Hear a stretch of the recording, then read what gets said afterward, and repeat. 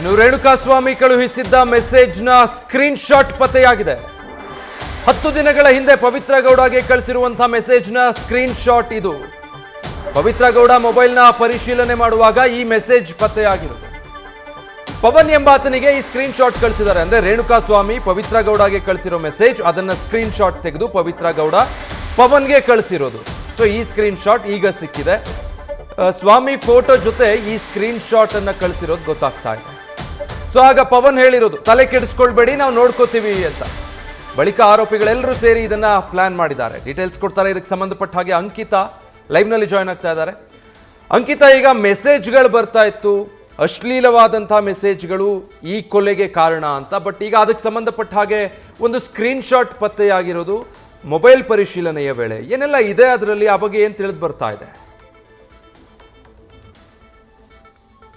ವಿಜಯ್, ರೇಣುಕಾಸ್ವಾಮಿ ಕೊಲೆ ಪ್ರಕರಣಕ್ಕೆ ಸಂಬಂಧಪಟ್ಟಂತೆ ಈಗಾಗಲೇ ಪೊಲೀಸರು ಕೂಡ ಕಸ್ಟಡಿಗೆ ಪಡ್ಕೊಂಡಂತಹ ಆರೋಪಿಗಳನ್ನ ತೀವ್ರ ತನಿಖೆ ಮಾಡ್ತಾ ಇದ್ದಾರೆ.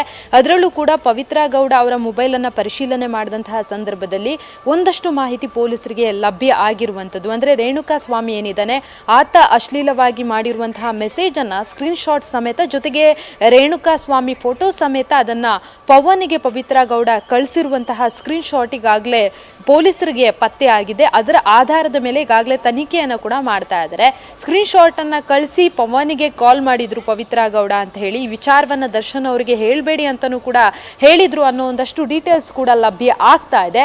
ಆ ನಿಟ್ಟಿನಲ್ಲಿ ಪೊಲೀಸರು ಕೂಡ ಈಗಾಗಲೇ ಎಲ್ಲಾ ಆರೋಪಿಗಳ ಮೊಬೈಲ್ ಅನ್ನ ಕೂಡ ಪರಿಶೀಲನೆ ಮಾಡುವಂತಹ ಕೆಲಸವನ್ನ ಮಾಡಿದ್ರು. ಜೊತೆಗೆ ಪವನ್ಗೆ ಆ ಸ್ಕ್ರೀನ್ ಶಾಟ್ ಕಳಿಸಿದ ಬಳಿಕ ಪವನ್ ಅವರು ನಾವೆಲ್ಲ ಇದನ್ನ ನೋಡ್ಕೊಳ್ತೀವಿ, ನೀವು ತಲೆ ಕೆಡಿಸ್ಕೊಳ್ಬೇಡಿ ಅಂತ ಕೂಡ ಹೇಳಿದ್ರಂತೆ.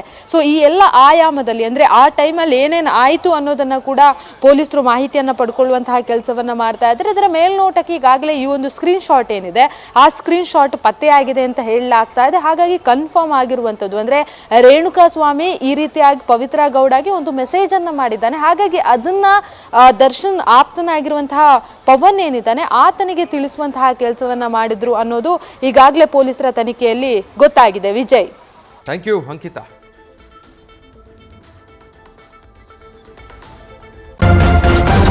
ನ್ಯೂಸ್ ಫಸ್ಟ್, ನಿರ್ಭೀತಿಯಿಂದ ನಿಮ್ಮ ಪರವಾಗಿ.